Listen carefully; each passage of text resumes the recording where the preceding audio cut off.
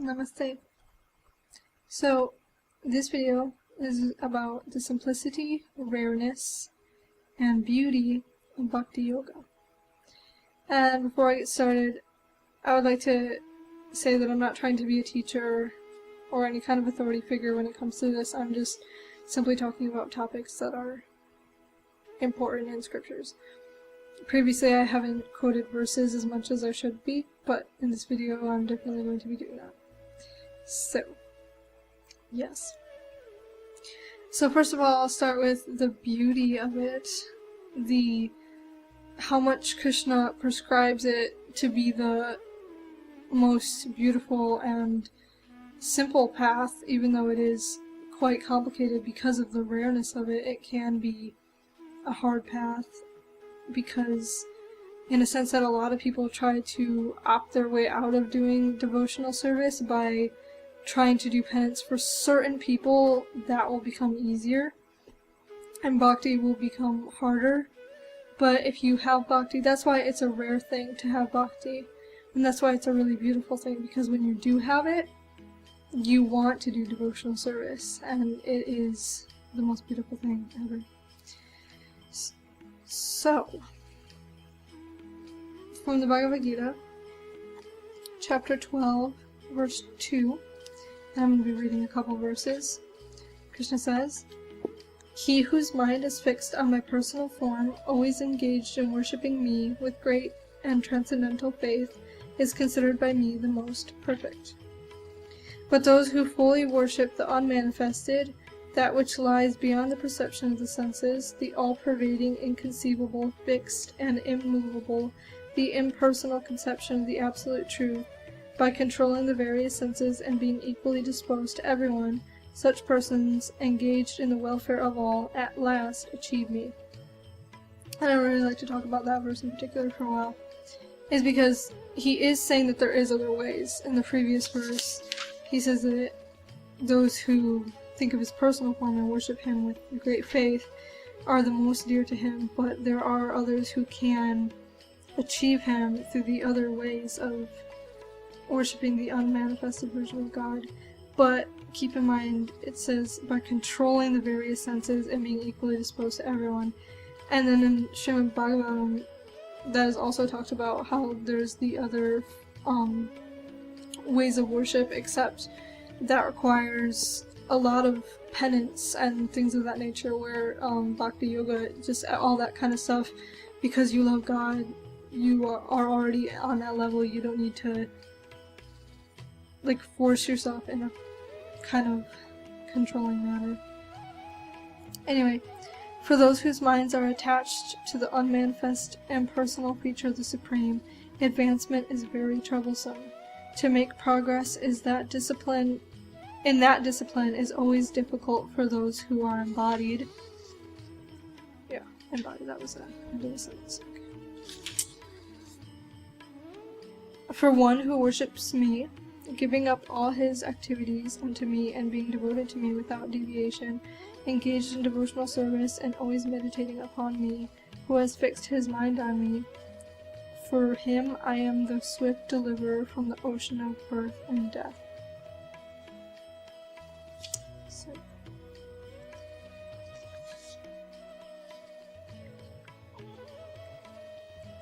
I think that was all I wanted to quote here. But yeah, basically, that was just one of the many times that Krishna talks about how it is more difficult to worship God in an impersonal, unmanifested kind of way, where on one path you can do that, you can worship him in the unmanifested way through penance and Vedic injunctions and extreme mind and sense control. Yes, you will eventually achieve Krishna, or you could just love Krishna. But the problem is that not many people want to love Krishna. Not many people do just love Krishna so much that they just want to love him for him. But Krishna is so great that he makes other ways. And I'm going to quote from Srimad Bhagavatam Canto 11, chapter 20, verses 6 through... I'm not sure how much I'm going to read. Okay. Krishna says, "My dear Uddhava, because I desire that human beings may achieve perfection, I have presented 3 paths of advancement: the path of knowledge, the path of work, and the path of devotion. Besides these 3, there is absolutely no other means of elevation. Among these 3 paths, Jnana Yoga, the path of philosophical speculation, is recommended for those who are disgusted with material life and thus detached from ordinary fruitive activities. Those who are not disgusted with material life, having many desires yet to fulfill, should seek perfection through the path of Karma Yoga. If somehow or other good fortune one develops faith in hearing and chanting my glories, such a person, being neither very disgusted with nor attached to material life, should achieve perfection through the path of loving devotion to me." So that just kind of shows that it is rare, by good fortune, somebody loves Krishna. Then you don't have a hatred for the world, but you're also not attached to the world. You just love Krishna. Like, so many times people are under the impression that they have to dislike the world in order to realize the absolute truth, and that's not true at all. You just have to love Krishna, because if you love Krishna, there's no reason to not like the world, and there's also no reason to become attached to it. You simply see everything for what it is, Krishna's creation, and you love it for that reason. If you love it for that reason, then you're not attached to it as a material thing, you're attached to the fact that it is Krishna's. And so that's like a way to be equal. Okay, so that's a really beautiful thing. And also in there, when he talks about, because I desire devotees, or people in general, to achieve perfection, I have made these 3 paths. Because he wants people to want him, but not everybody does. So he has made other ways, because not everybody has the fortune of wanting to love him like that. It is a very rare and great fortune that even Lord Brahma wants, which I will quote right as soon as I find it. Yeah. Brahma says, "Non-devotees, however, cannot realize you in your full personal feature. Nevertheless, it may be possible for them to realize your expansion as an impersonal supreme by cultivating direct perception of the self within the heart, but they can do this only by purifying their mind and senses of all conceptions of material distinctions and all attachment to material sense objects. Only in this way will your impersonal feature manifest itself to them." So he was even talking about how they have to go through all that stuff in order to realize the impersonal form of God. And then he goes on to say, "My dear Lord, I therefore pray to be so fortunate that in this life as Lord Brahma, or in another life, wherever I take my birth, I may be counted as one of your devotees. I pray that wherever I may be, even among the animal species, I can engage in devotional service to your lotus feet." And he says, "My mind becomes bewildered just trying to think of what reward other than you can be found anywhere." So even Brahma, he has been so fortunate to be able to even want that. But it says also, which I don't know where I wrote it down, and if I try to find it, that might take long. But it does say that even the demigods in the residence of Brahmaloka desire to have a human form simply so they can become devotees and worship in the way that we do. I mean, like, have you ever just stopped and thought, like, how, not in an attachment kind of way, but how great it is to have this opportunity in a human form? Like, I know a lot of people try to talk badly about the human body, like it's like this disgusting mass of waste, but it's really not. I mean, the body can have the issues of birth, death, and disease and all that stuff, but I put that in one order. But it's still such a great blessing to have a tool to use to worship with. I mean, even the demigods want this. So we are in a higher position than those in Brahmaloka, which is crazy to think about. And not because of this world. This world in itself is not more beautiful than Brahmaloka. Surely the inhabitants of this world do not look as beautiful, but we have the opportunity to serve Krishna, and we have the opportunity to chant his names, and just, it's just unbelievable. Okay, anyway, we're getting long and I still have so much to quote. Stick with me here. Okay. And then Krishna says in Canto 11, Chapter 20, verse 9, still talking to Uddhava, as long as one is not satiated by fruit of activity and has not awakened his taste for devotional service by Shravanam Kirtanam Vishna, which basically means, hearing his names and his glories, one has to act to the regulative principles of Vedic injunctions. So as long as one is not awakened his taste for devotional service by hearing his names and glories, then he has to do the Vedic injunctions. So, that's pretty much self-explanatory.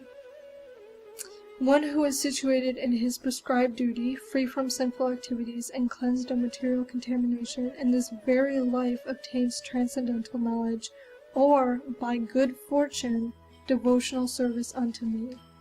So right there, he just says that transcendental knowledge, you can get it in this world, but by good fortune, you get devotional service.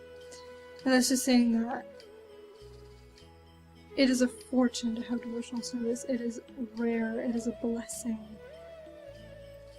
And this is exactly what I wanted to quote. The residents of both heaven and hell desire human birth on the earth planet because human life facilitates the achievement of transcendental knowledge and love of Godhead, whereas neither heavenly nor hellish bodies efficiently provide such opportunities.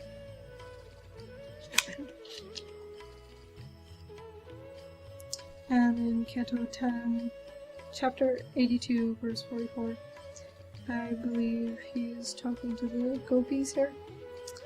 Rendering devotional service to me qualifies any living being for eternal life, but by your good fortune to have developed a special loving attitude towards me, by which you have obtained me. So, the Gopis were especially fortunate to have the kind of love that they had. And we hear stories like of Mirabai and Endal and even Chaitanya, who, especially Mirabai, I know her story in Endal, how they loved Krishna with that intimate, beautiful love that he has. The story goes that they wanted to marry him, and when they came to him, they merged into the deity because they had such love. And I can read a very quick poem by Mirabai just to explain the general intensity of love that she had for him.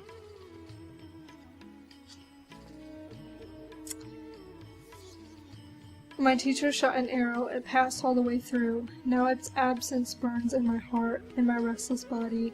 My mind no longer wanders, love holds it hard. Now I am chained. Who knows my pain except him? Helpless, unstoppable crying, friends, tell me what more I can do. Mira says to her lord, give me your presence or death. This is a really great book. Yeah. There's a whole section of her pain of separation and then the love of him coming back. So Krishna would give her the pain of separation to show her how much he loved her. But anyway, I'm getting on to another topic of love and separation, which I can make an entire video about. I seriously could talk for about this. And I think there's one more thing I wanted to quote. Yes. Canto 2, Chapter 2, verse 33. By those who are wandering in the material universe, there is no more auspicious means of deliverance than what is attained at what is aimed at in direct devotional service to Lord Krishna. I'll read that one more time because I messed up. For those who are wandering in the material universe, there is no more auspicious means of deliverance than what is aimed at in direct devotional service to Lord Krishna. So yeah. Basically, that's what I wanted to say. So.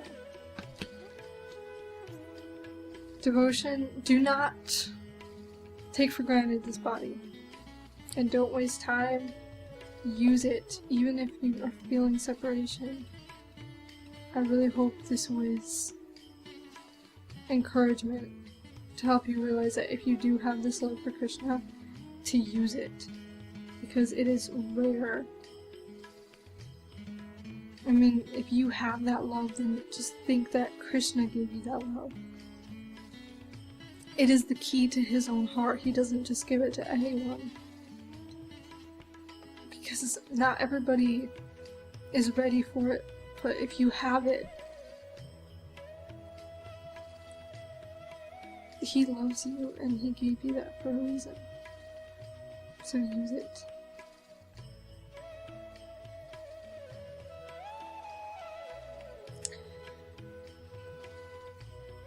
If you don't have it, then I'm really sorry, but that must be really. But you can get it. You can get that love. Because Krishna is impossible not to love.